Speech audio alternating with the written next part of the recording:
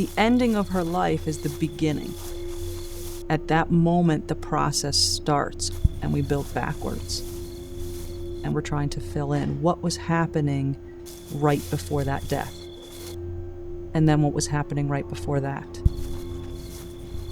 And right before that.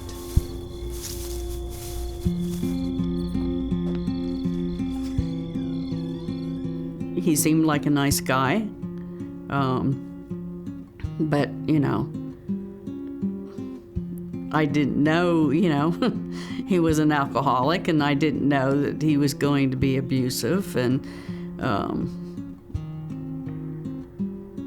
so.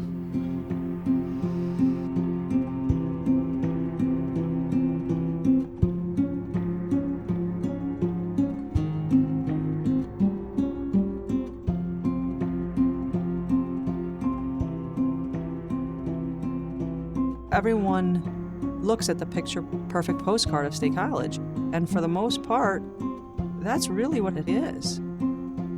Central Pennsylvania is a very rural area, and then in the middle of this is this community that popped up around Penn State University. It's not a high crime area. I mean, you can walk to the grocery store at night if you wanted to. Because it's this idyllic community, they refer to it as the Happy Valley. Everybody's here happy. Nothing ever goes wrong in Happy Valley. But underneath of that, there is crime occurring, and there's violent crime occurring. And unfortunately, a lot of that crime is within households. In the last 2 years, my unit has handled over 500 cases of domestic violence. And for a couple of years, all of our homicides in Sandra County were domestic violence related, meaning that if you were not in a domestic violence relationship, pretty safe area.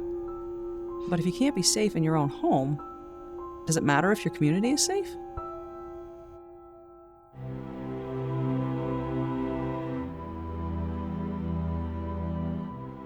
In 2004, we sat down and did the review of the death of Amy Homan McGee.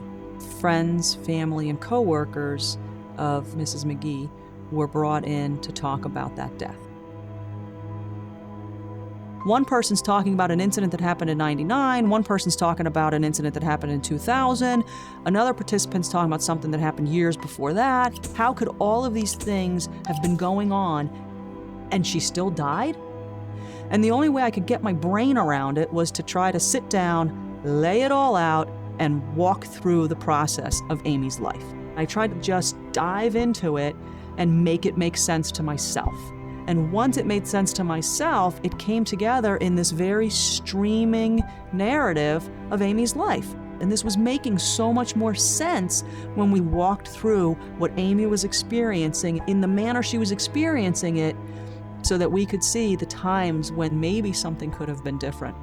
And we said, people have to hear this.